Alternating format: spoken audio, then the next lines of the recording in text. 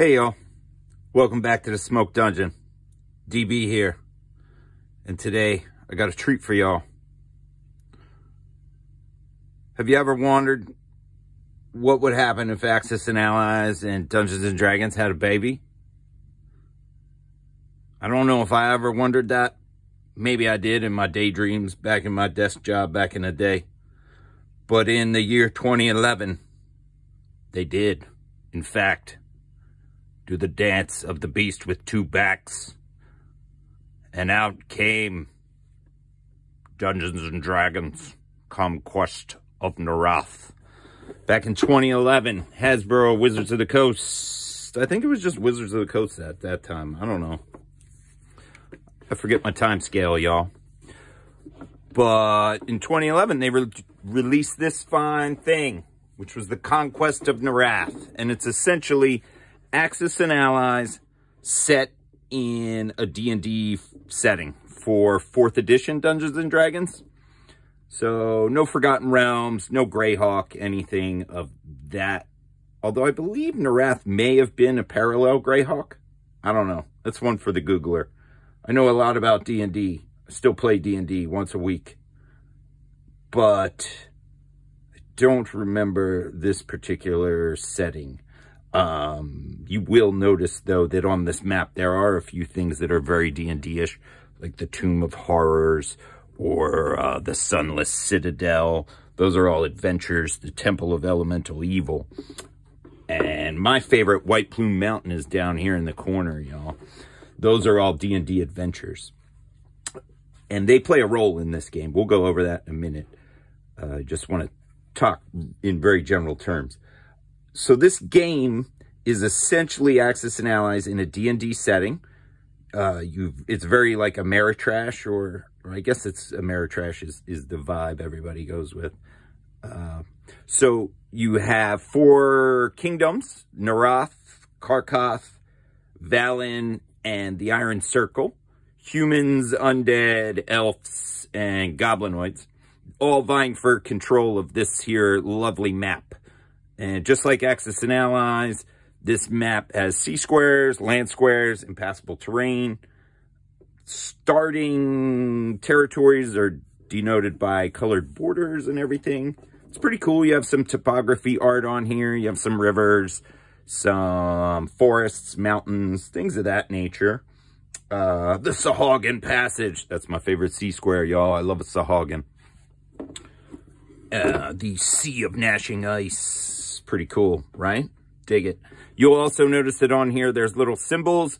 Those are what units start here, and we're going to go over the units and everything. One big difference from Axis and Allies, though, is that this game is decided via victory points. You track them on the side of the map here. Always love a board that has the victory point tracker on the actual map. Appreciate that, y'all. So, yeah, let's get into it. Very basic game, y'all. Very basic game.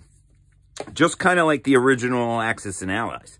But there's some unique stuff about this game that I really dig. We're going to go over the rulebook in a minute. We're going to go over the box contents first. So, in here, we got chips, just like Axis and Allies, y'all. You picking up the theme. Gray and red, singles and fives. You put them underneath, and that's your stuff. Here's your setup cards, just like Axis and Allies, y'all. And this one is funny, because not only does it list them, but since it's not real geography like Axis and Allies, it matches them up to where they are on the map. So that's a nice little touch there. Otherwise, it works the same exact way. Has your starting income, stuff like that on there. Then on the other side, you have an event deck, which is a difference from Axis and Allies we'll go over. You have your turn order, you have the sequence of play, and the battle sequence. All pretty cool. One thing that's different is like this. The turn order is always the same. That's very original A&A. No, you know, that has its own problems in the game.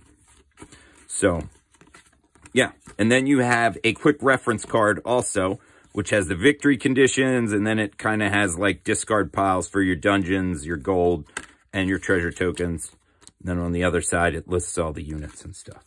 Pretty cool, right? So check it out. These are the units. Let's grab a handful. Some of them are different based upon which kingdom. Everyone has siege engines, which all appear as trebuchets. These are all the same for everyone, right? Little onager, trebuchet. These are called heroes. They are mounted units. You use these to explore dungeons. These are different for each nation. I'll show you some of the others. Then you have a monster unit. Stone giant for these guys, dude. Pretty cool, right? Arrgh, smash you with a boulder. Dig it. Your infantry units are also unique.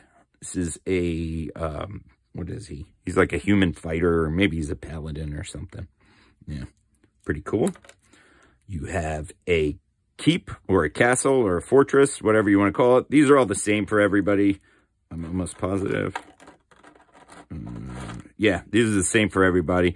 These function like factories in Axis and Allies, but they also fight, they defend. So that's pretty cool. We got boats. Everybody's got boats. It's like a transport ship. Got some wizards. Can't be D&D without wizards, y'all. They first strike people. And then we got elementals, which are kind of crazy. But these are one of only 2 naval units, which is nuts. They just kind of like fly around the ocean and murder stuff. And then we have dragons. The sculpt for the dragons are all unique based upon 4th edition dragon art. So they're, you know, they're not the classical dragons. And I'm trying to think, dragons have pretty much been consistent since about maybe edition 3.5. So yeah, most people would recognize them. And let me see. I think there's one other thing in here. Maybe not. Maybe not. I don't know. Let's check out some of the other ones. So here's a hero for the Iron Circle Goblinoids. It's like some kind of orc or bugbear on a warg, or yeah, it looks like a warg. Yeah, we'll call that a warg, right? Then they have some kind of construct beast here. Pretty crazy. Their basic infantry is a hobgoblin soldier. Love a hobgoblin, yo. Love a hobgoblin. Classic D&D, right? Oh, and their dragon is, of course, a red dragon. And you'll see he is slightly different from the silver dragon. Essentially, his head and whatnot, a little bit different. And then we go over to here. These are the elves. We have an elf archer. He's their hero. Twang, twang. He's twanging you with that bow. They have, I believe, what is this? A copper or a brass dragon? Bronze dragon? He's one of the metallics. I'm not really a fan of this one. This was one they changed in 3.5 and 4. He's like got these crazy, I don't know what the hell that is. He almost looks like a flying squirrel of a dragon, at least in this sculpt. And I'm not cool with that, y'all. I don't like that. Get rid of that.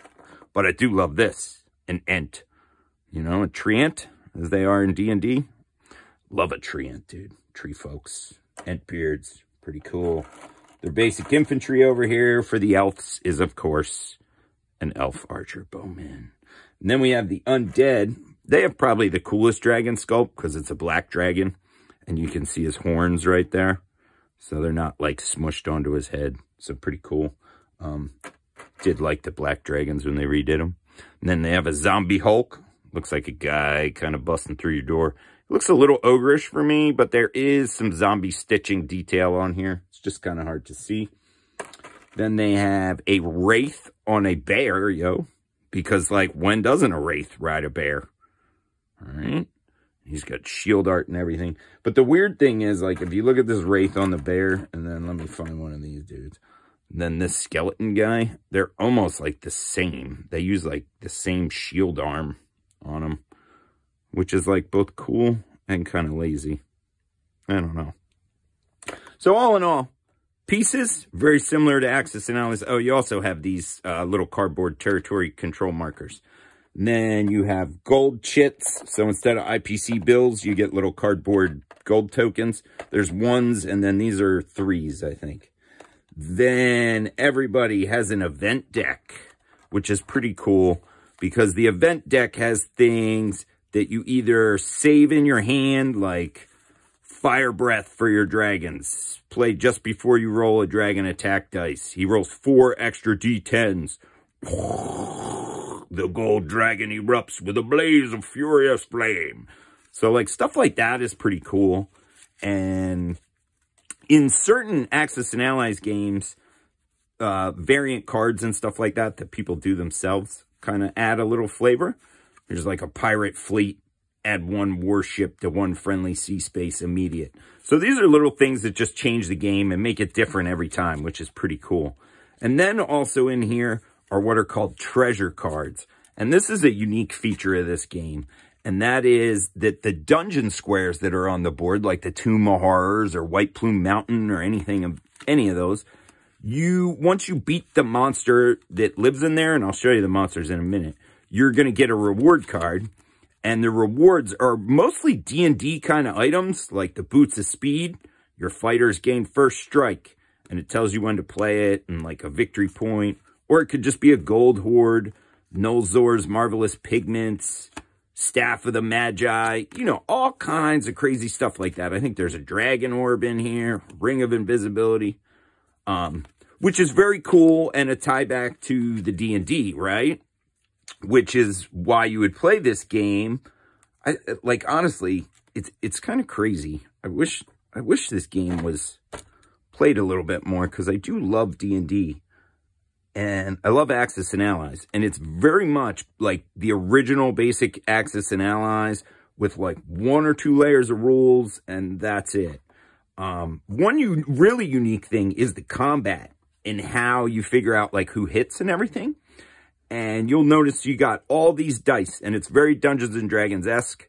There's a 6-sider, 8-sider, 10-sider, 12-sider, and even a 20-sider. And how combat works is the majority of combat, almost like 95% of it. There are some special exceptions, which we'll get into. But kingdom on kingdom combat and stuff, unless you alter it with a event card, you always hit on a 5 or higher, no matter what unit. But what sets the units apart is they have a few little special abilities.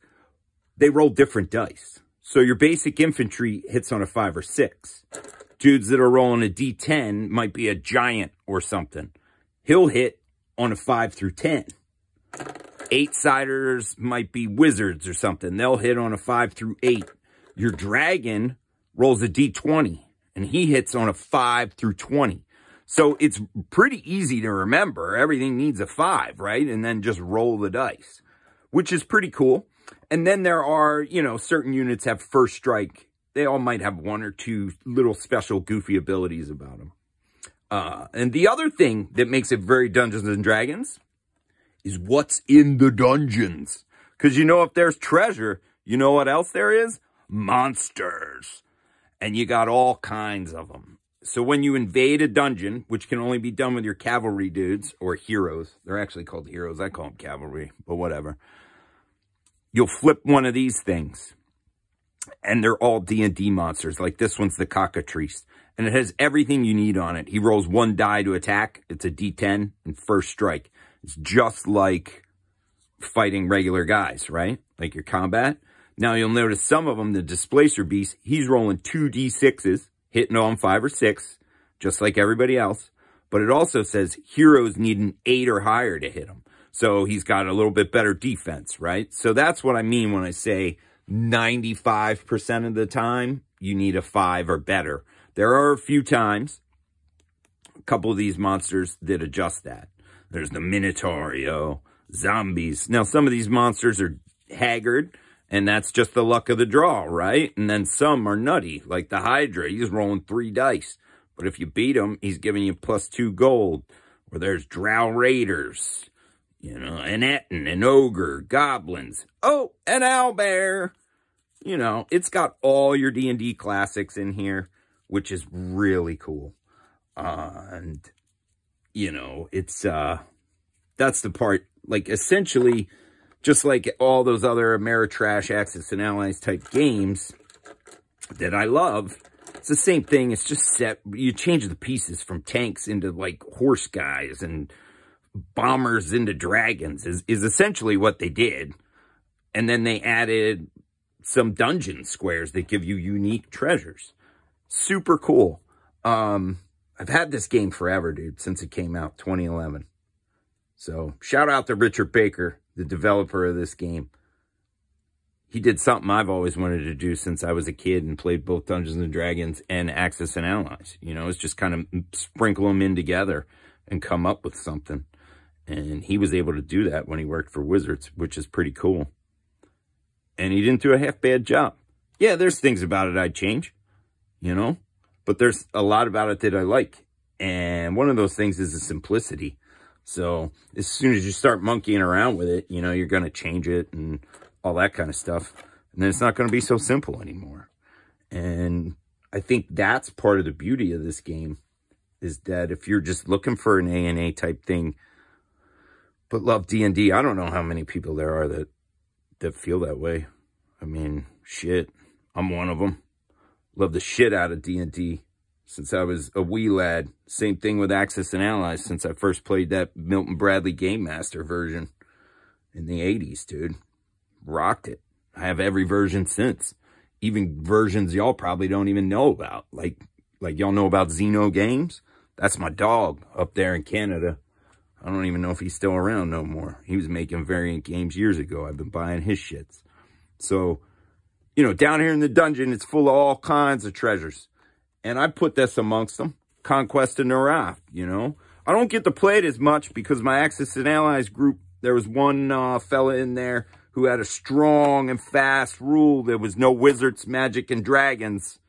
You know, Stugatz, breaking my heart. But I still got him to play it once, and I think that was it. And then we played a couple other times. But honestly, this has sat on the shelf for mad long, and I think it needs to come out and get some run. What do y'all think? Let me know. But remember, before you go conquesting Nerath, be good to one another. Do what you feel.